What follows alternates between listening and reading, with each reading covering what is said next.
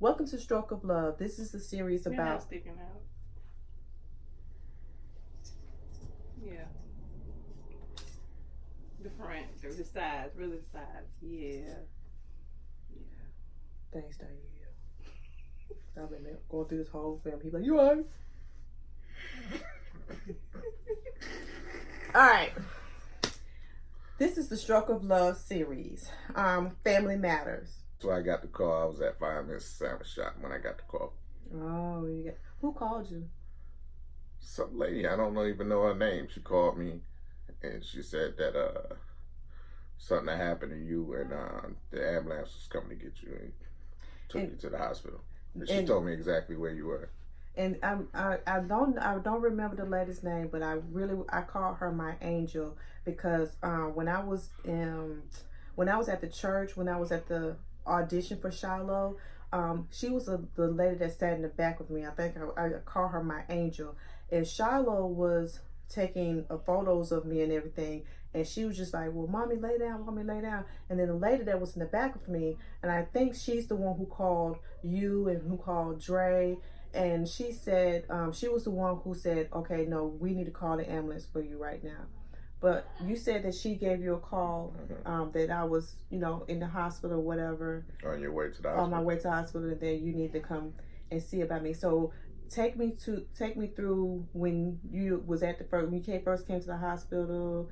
Want to know where I was, and I found you was in the emergency room, and I went in there. I had no idea what happened, and I seen the nurses talking to you and stuff. I believe before I was talking to you, I talked to the nurse, and she asked me, did you have any mental issues or anything like that? And that kind of confused me. I had no idea why she would ask me that. And so then when you seen me and I seen you, and then you said something, and it was like gibberish. I couldn't understand what you were saying. And then every time you tried to talk, you was talking gibberish. I couldn't understand it. So then I figured out that's why she asked me. And I didn't know what was going on. I thought you had a mental breakdown or something. I don't know.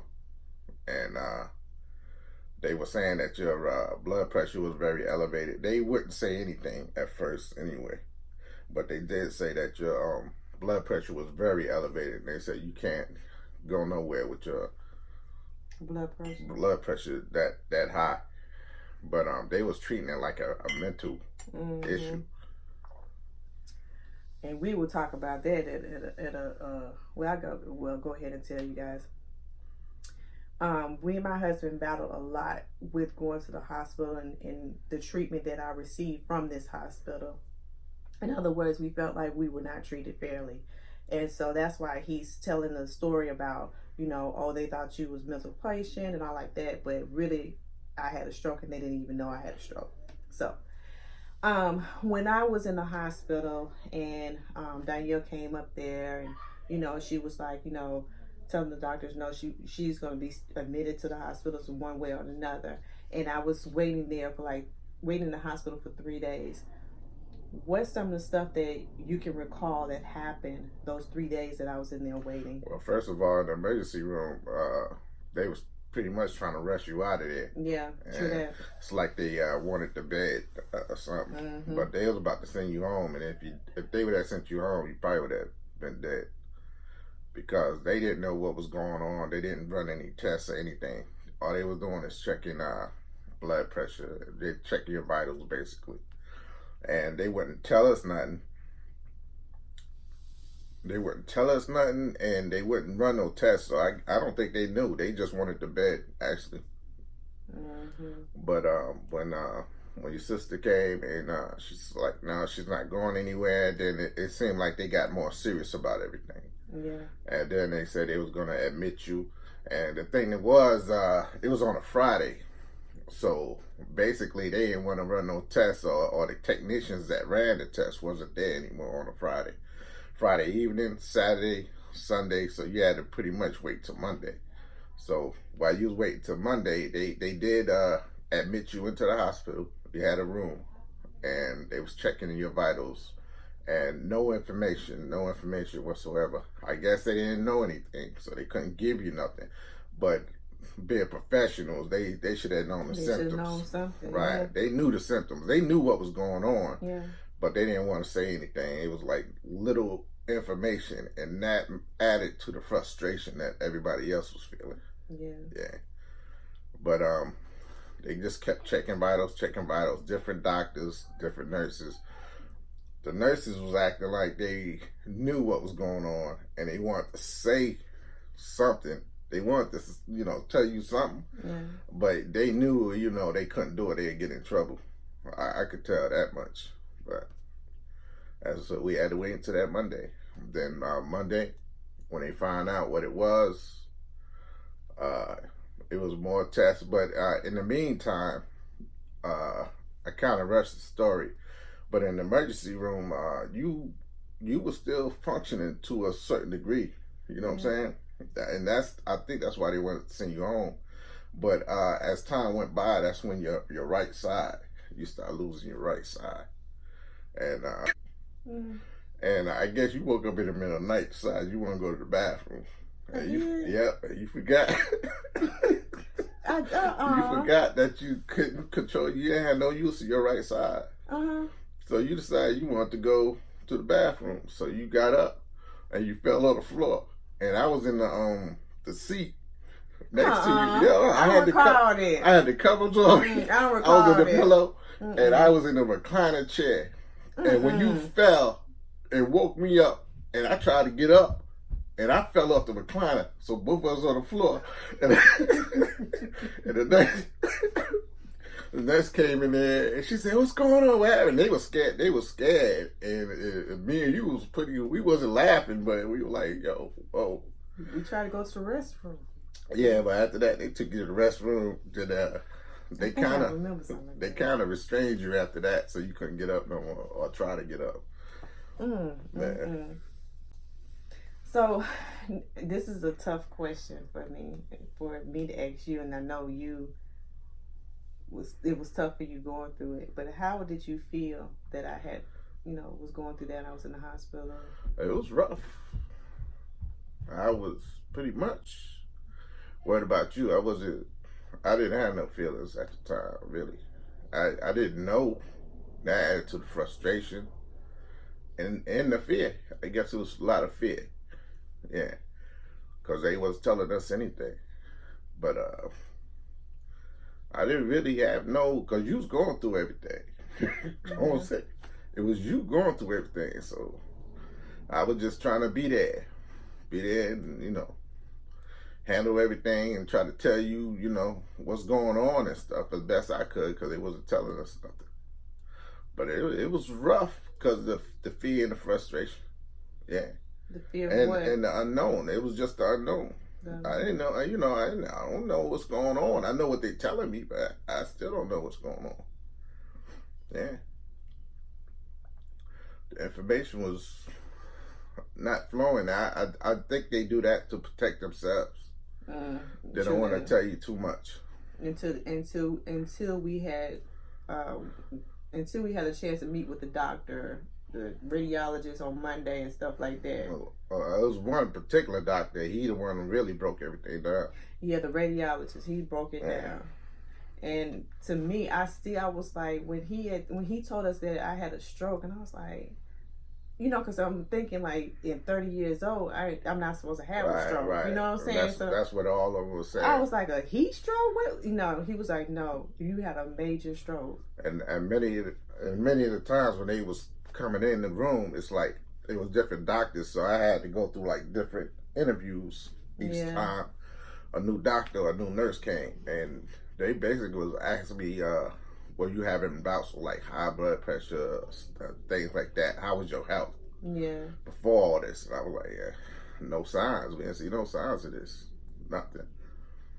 Yeah. But once that doctor came in, and he looked like a mechanic more than a doctor, but he was a doctor. You remember? Oh, he's dressed kind of weird, and he wasn't weird. He had a little white coat on. He looked like a mechanic. Looked like Hank the mechanic. And he came in there and he broke it down. He said what he said was your blood vessel in your eye had closed up and opened right back up. But he said it in doing that, it damaged some of your nerves, your sensors. So he said basically that's what happened with your right side. It affected whatever was controlling your right side. Yeah. So basically, your nerves, your sensors had to find another route. Yeah. To go to could start controlling your right side with and of course therapy. Yeah. But to get back to your question, I didn't feel anything until that one time. I remember because it was like I had forgot all about myself, basically. Not really, but really. And then that one nurse came in there and she said, "How you doing?" And I just, you remember? No, this is why I did the video. I don't remember. Yeah, she said, "How you doing?" I wasn't expecting it. That's the first time somebody said it. And then it made me think of how I was feeling, and I just broke down. I guess it all just came rushing in. Oh, baby. Oh. Okay. I have a question.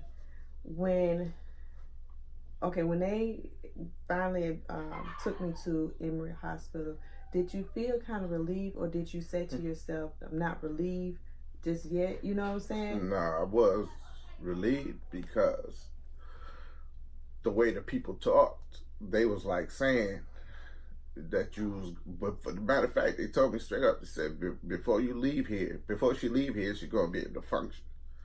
And, they seemed pretty good. And it was like everything I was hearing about them, how professional they were. And, if they say this and that, they're going to do this and that. Yeah. You know what I'm saying? Yeah, Emory was good. Emory was nice. And they was very knowledgeable. Mm-hmm. And they informed you more than the hospital did. The hospital did, right. But Emory, they was more about information. Yeah. So I was feeling real good about that and real hopeful.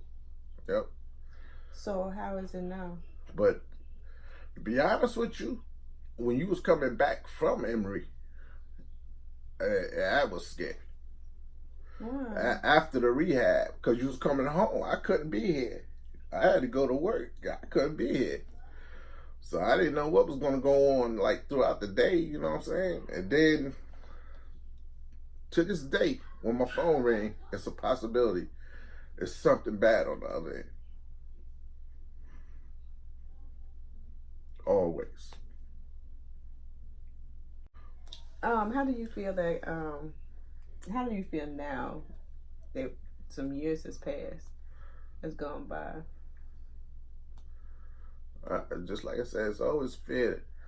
It's always a fear that something going on. I think you're all right and stuff, but then, you complain about things a lot, like your memory and your leg hurting and stuff like that. And every now and then I gotta remind you that you're supposed to be on a regimen. You know what I mean? You're supposed to take a pill every day. The aspirin. Right. Yeah. I forgot about that. Yeah. But I don't know if you noticed though, but I don't try to treat you like you can't do nothing, like something wrong with you. Yeah. I get that. I treat you normal. I figure, if I was in your spot, I would want it normal. So. Well, thank you, babe. Mm-hmm. Thank you for loving me. Thank you for being there for me. It's my job, man. You need some shit. We through this.